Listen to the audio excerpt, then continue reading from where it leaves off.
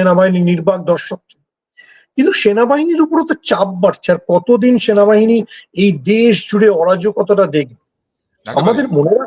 আমাদের মনে রাখতে হবে যে সেনাবাহিনী যদি দায়িত্ব নেয়, সেনাবাহিনীর প্রধানের বক্তব্যে আরো একটা কথা আছে যে আপনারা পুলিশ বা সেনাবাহিনীকে কনস্ট্যান্ট ডিমিনিং করবেন, তাদের ছোট করে দেখাবেন।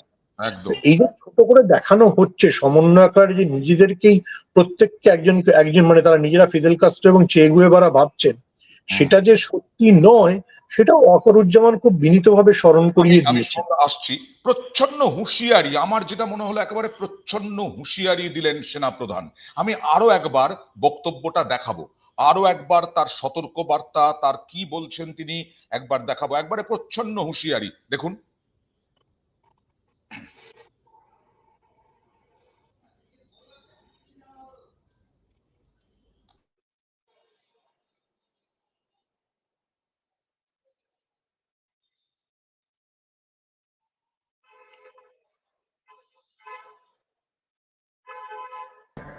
এই দেশ এবং জাতির আমি স্বাধীনতা সার্বভৌমত্ব বিপন্ন হবে। আমি আজকে বলে দিলাম, নাইলে আপনারা বলবেন যে আমি আপনাদের সতর্ক করিনি। আমি সতর্ক করে দিচ্ছি আপনাদের।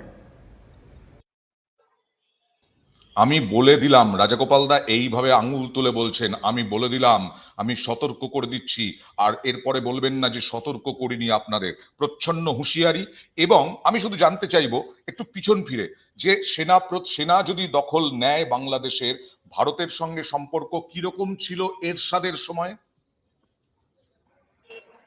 না দেখুন, এরশাদ বা জিয়াউর রহমানের যদি প্রসঙ্গ আনেন, তারা উভয়ই কিন্তু পাকিস্তানের মিলিটারি সিস্টেমের মধ্যে দিয়ে ট্রেন্ড হয়েছিলেন।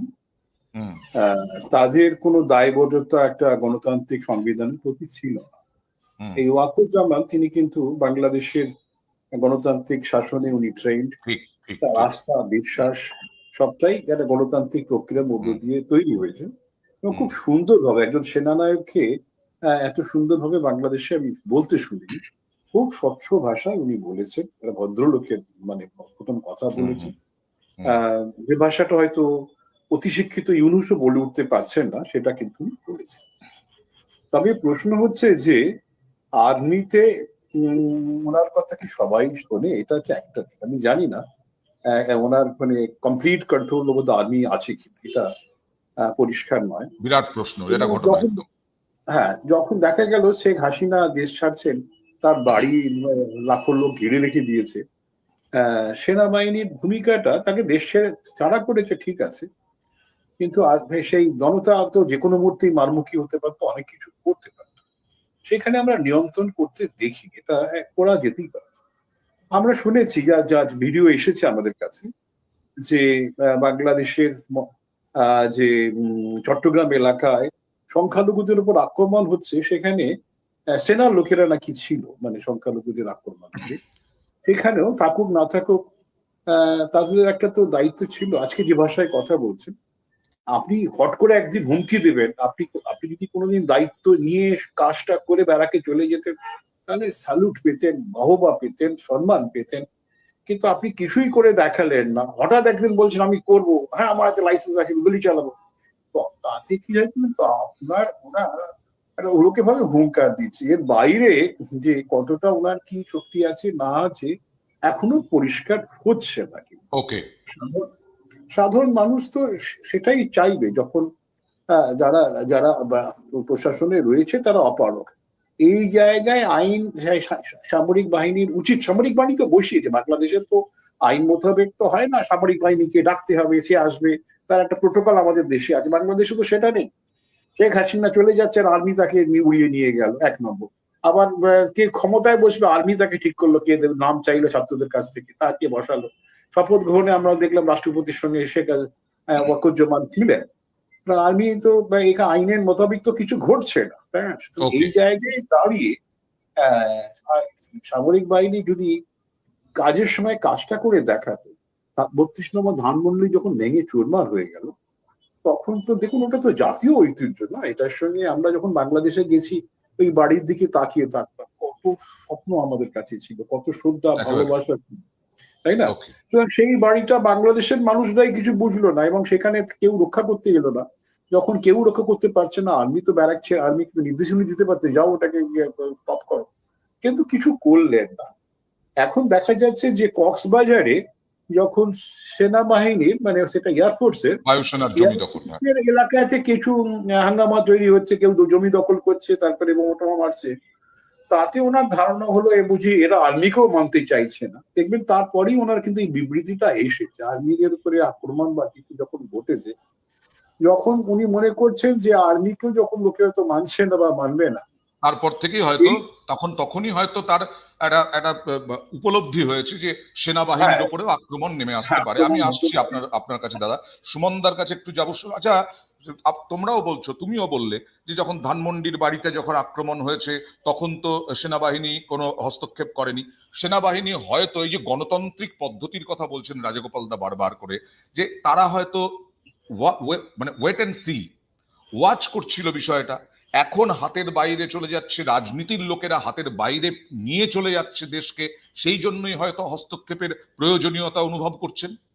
সুমনদা? দেখো অয়ন, রাজাগোপাল দা বা আমি তো দুজনেই একটা কথা বলেছি যে সেনাবাহিনী তার দায়িত্ব পালন করে। এবার কেন দায়িত্ব পালন করেনি তার অনেকগুলো কারণ হতে পারে।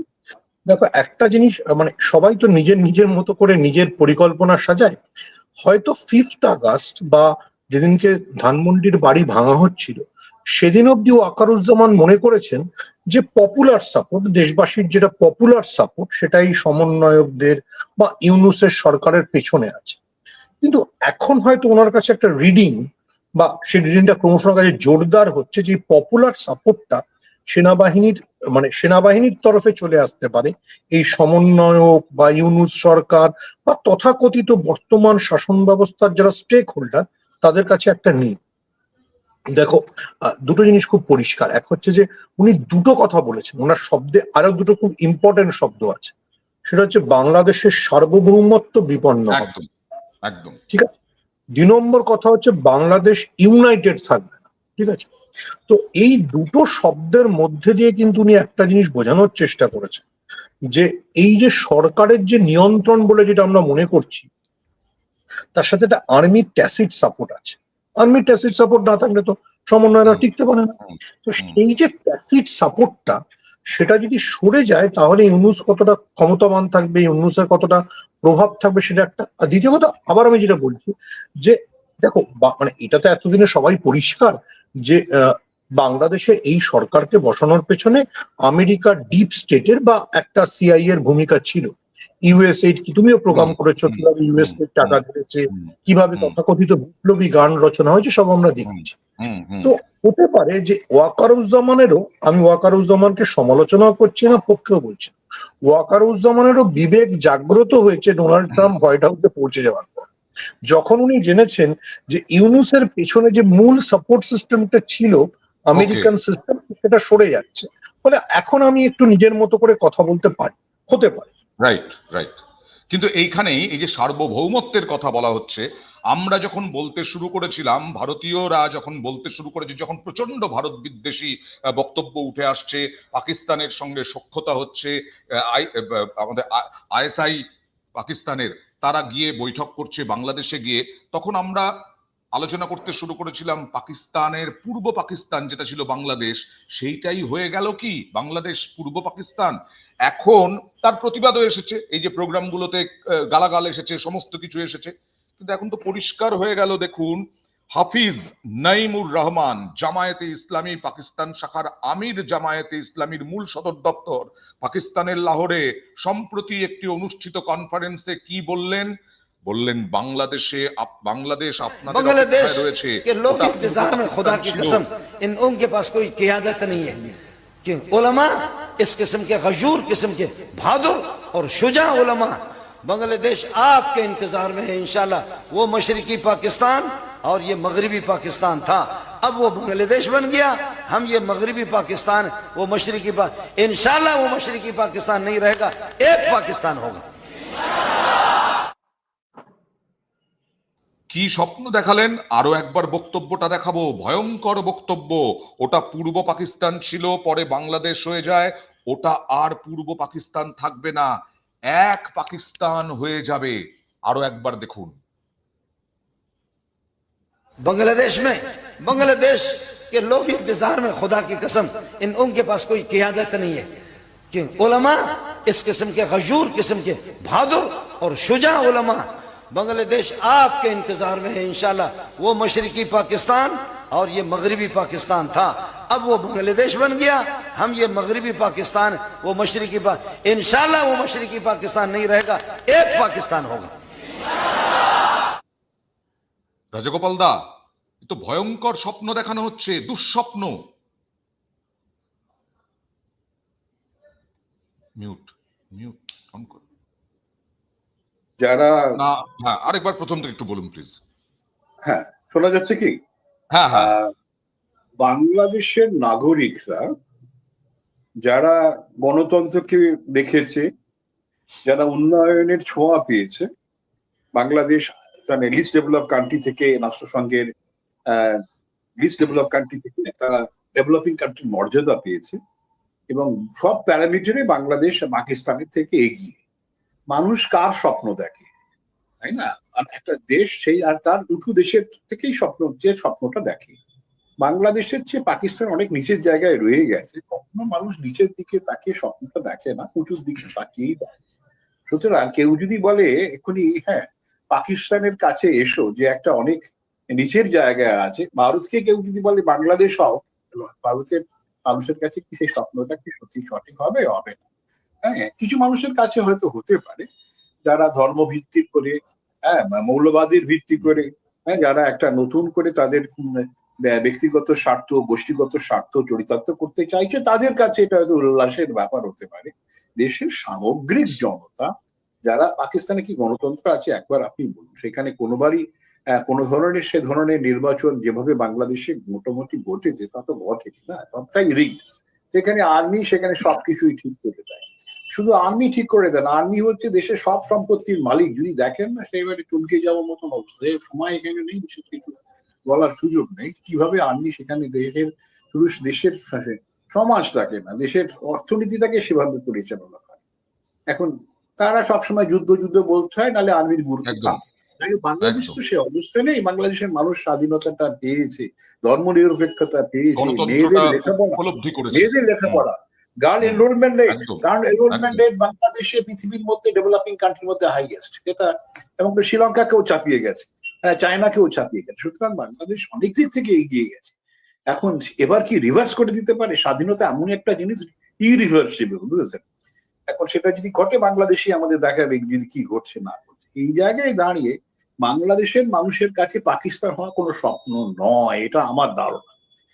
এই জায়গায় বাংলাদেশের মানুষের কাছে হয়তো স্বপ্ন নয়, কিন্তু এই যে সার্বভৌমত্ব রক্ষার কথা বলছেন সেনাপ্রধান, সার্বভৌমত্ব রক্ষার দায়িত্ব কাদের ওপর? ইউনূসদের ওপরে। ইউনূসরা কি সার্বভৌমত্ব দায়িত্ব রক্ষার দায়িত্ব পালন করবে বলে মনে হয় এই 6 মাসের কার্যকালে পাকিস্তানের সঙ্গে যা সম্পর্ক নিয়ে গেছে? দেখুন, আমি বলবো অয়ন, আপনাকে 3টে বক্তব্যকে একসঙ্গে জুড়তে হবে। এক হচ্ছে যে হাসিনা দেশ ছাড়ার পর তার পুত্র সজীব ওয়াজেদ জয় একটা কথা বলেছিলেন, এবং আমি মনে করি রাইটলি বলেছিলেন। আসলে এই পুরো আন্দোলন অভ্যুত্থানের উদ্দেশ্য হচ্ছে বাংলাদেশকে আবার পাকিস্তানে ফেরত নিয়ে যাওয়া, একটা ইস্টার্ন কনফেডারেশন, একটা মানে পার্ট অফ দ্য ওয়েস্টার্ন, ঠিক আছে? সেটাই জামাতও বলছে। এবং শুধু বাংলাদেশ পাকিস্তানের জামাত বলছে তা না, আপনি মাথায় রাখবেন যে 16ই ডিসেম্বরের আগে বাংলাদেশের জামাতের তরফে বলা হয়েছিল যে আমরা তো 1970-এই বলেছিলাম যে মুজিব হচ্ছে দেশদ্রোহী, মুজিব হচ্ছে ধর্মকে নষ্ট করছে। মুজিব কিসের বাংলা ভাষার কথা বলছে? ও তো তখন আসলে ইসলামের ক্ষতি করবার জন্য, পাকিস্তানের আদর্শকে চুরমার করবার জন্য এই রাষ্ট্রটা তৈরি করছে। দেখুন, ডিবেটটা ইজ ভেরি ক্লিয়ার, বাংলাদেশিদের কাছেও ক্লিয়ার, বাংলাদেশের কাছেও ক্লিয়ার, পাকিস্তানের কাছেও ক্লিয়ার, আমাদের কাছেও ক্লিয়ার। মুজিব চেয়েছিলেন যে জিন্নার যে দ্বিজাতি তত্ত্ব, অর্থাৎ যেখানে মুসলিম আইডেন্টিটিটা বড়, তার চাইতে বাঙালি আইডেন্টিটিটা বড়। সেই জন্যই রবীন্দ্রনাথকে নিয়ে লড়াই, রবীন্দ্রনাথের জন্মশতবর্ষে তদানীন্তন পূর্ব পাকিস্তানের মহিলারা জামদানি আর লাল মানে টিপ পরে নেমে এসেছিলেন, which is unheard of the Islamic culture. তো সেই যে বাঙালি হয়ে ওঠার লড়াইতে মুজিব এগিয়ে দিয়েছিলেন, সেটাকে আবার রিভার্স করতে চাইছে। এবং সেই রিভার্সের জন্য কিন্তু পাকিস্তানের জামাত কাজ করছে, বাংলাদেশের জামাত কাজ করছে, আইএসআই কাজ করছে, সবাই কাজ করছে। Again I go back to যেদিন আমি বারবার বলি যে post 5th of August we should not treat Bangladesh as a Bangladesh. It is right now east Pakistan. না হলে হাসিনা ঠিক বলেছেন, 32 নম্বর ধানমন্ডি পাকিস্তান সেনাবাহিনীও ভেঙে দেয়। এরা অনেক বেশি জামাতি, এরা অনেক বেশি ধ্বংসাত্মক, এরা অনেক বেশি ক্ষতিকারক। এবার এই জন্যেই আবার বলছি, জেনারেল ওয়াকারুজ্জামান হালকা করে বলেছেন, ওনার মনে কি আছে আমি জানি না, কিন্তু সার্বভৌমত্ব বাংলাদেশের সত্যি অ্যাট স্টেক এই কারণে যে দেশটাটা যদি গৃহযুদ্ধের দিকে যায়, কোন পোর্শন পাকিস্তান হতে চাইবে, কোন পোর্শন বাংলাদেশ থাকতে চাইবে আমরা জানি না, বাট রিয়েলি সেটাই কিন্তু চ্যালেঞ্জ। একেবারে রাজগোপাল দা, এইখানে বলি যে সার্বভৌমত্ব রক্ষা, আমরা এর আগে দেখেছিলাম খুলনা বিশ্ববিদ্যালয়ের জীবনানন্দ দাশের নাম উঠে যাচ্ছে, আরো বিভিন্ন জনের নাম উঠে যাচ্ছে, শেষ হয়ে যাচ্ছে। এবার ঢাকা বিশ্ববিদ্যালয় একেবারে রাজাকার, তার মূল দুষ্কৃতি, প্রাণদণ্ডে দণ্ডিত, তার প্রাণদণ্ড হয়েছে তার নামে আন্তর্জাতিক কোর্টে, তার নামে এবার ঢাকা বিশ্ববিদ্যালয়েরও নাম হয়ে গেল একটা একটা অংশের। সুমনদা কি চলে যেতে চাইছেন? সুমনদা বোধহয় চলে যেতে চাইছেন, সুমনদাকে সরিয়ে দাও। অনেক ধন্যবাদ সুমনদা। এবং এখানে আমার বক্তব্য যে ওয়াকারুজ্জামানের নেতৃত্বে যদি সেনা অভ্যুত্থান হয়, আপনি এর আগে বলেছিলেন যে সেনা অভ্যুত্থানের সেরকম বিষয় দেখছেন না, কিন্তু সেনা প্রধানের বক্তব্যে থেকে যদি বোঝা যায় যে তারা সেনা অভ্যুত্থানের দিকে যেতে চলেছে, তাহলে মোহাম্মদ ইউনূসের কি ভবিষ্যৎ হবে? দেখুন, ইউনূস তো বোকা নন। তিনি নিশ্চয়ই আজ করতে পারবেন কি ঘটছে না ঘটছে। কালকে বক্তৃতাতে কিন্তু ওয়াকারুজ্জামান বেশ যথেষ্ট ইউনূস সাহেবের প্রশংসা করেছে, এবং তাতে মনে হয় না যে হট করে ইউনূসের কে সরিয়ে দিয়ে ওনাকে না জানিয়ে কিছু করবেন। তো ইউনূস যদি ঘটে সেটা একটা অনারেবল এক্সিটের ব্যবস্থা উনি রাখবেন, যেটা শেখ হাসিনাকেও রেখেছেন, এখানেও রাখবেন। তো সুতরাং সেই জায়গাটায় উনি যেরকম ভদ্রলোকগুলো আমরা দেখতে পাচ্ছি, যদি আপনি বলেন যেটা মিলিটারি কু করার চেষ্টা যদি হয়, তাহলে হয়তো এই যে উপদেষ্টার অনেকেই আছেন যারা নানাবিধ দুষ্কৃতির মধ্যে জড়িয়ে আছে, তারা হয়তো নাও ছাড়া পেতে পারে, কিন্তু ইউনূসের সঙ্গে একটা অনারেবল এক্সিট হবে এবং অন্য অনেকের সঙ্গে একটা অনারেবল এক্সিট থাকবে, সেটা আমি মোটামুটি বলে দিতে পারি। তবে যে হট করে একটা তাই দেখুন, আমি যদি একটা জানি যে আমি এটা করে ফেলতে পারবো, সমস্যাটা এত জটিল যে এটা কারোর পক্ষেই সমাধানটা সম্ভব না। হ্যাঁ, জিনিসপত্রের দাম যে বাড়ছে, আপনি সব রাতারাতি সম্ভব করতে পারবেন, দাম কমাতে পারবেন না। এই যে অরাজকতাটা বলছে, এটা সিভিল প্রশাসনই পারে, মিলিটারি এসে গুলি চালিয়ে তো পারে না। সুতরাং উনি রাতারাতি এসে যে কিছু সমাধান করতে পারবে, আর্মি সেটাও বুঝে পারেন না। হট করে একটা কু করে মানুষের কাছে যে একটা মোটামুটি একটা ভালোবাসা বা সম্মান যেটা আছে, সেটা সম্মানটাকে হারিয়ে লাভটা কি, যেটা আপনি জানেন পেরে উঠবেন না, সেখানে আপনি ওটা তো সুযোগটা ছিল না। শেখ হাসিনা যখন চলে গেলে সেই রাত্রেই তো মিলিটারি বসে যেতে পারতো না। ওনারা দেখলেন অসম্ভব, এই দেশকে উনি নিশ্চয়ই বুঝেছেন শাসন করাটা বেশ কঠিন আছে, তাই উনি 19-এর ঘাড়ে চাপিয়ে দেখতে চাইলেন এরা কি করতে পারে কিনা।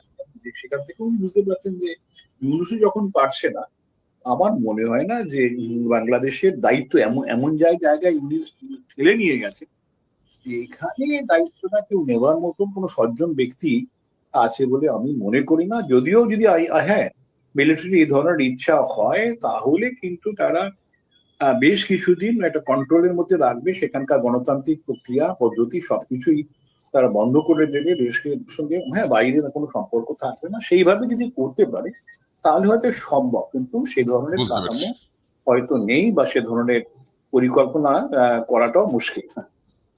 মানে এইরকম খারাপ পরিস্থিতি, মাৎসন্যায় অরাজক পরিস্থিতি, সেই পরিস্থিতিতে কারো পক্ষে ঝুঁকি নেওয়া বোধহয় সম্ভব না। সেটাই আপনি বলতে চাইছেন যে মানুষের আস্থা অর্জন তারা করতে পারবেন কিনা আদৌ।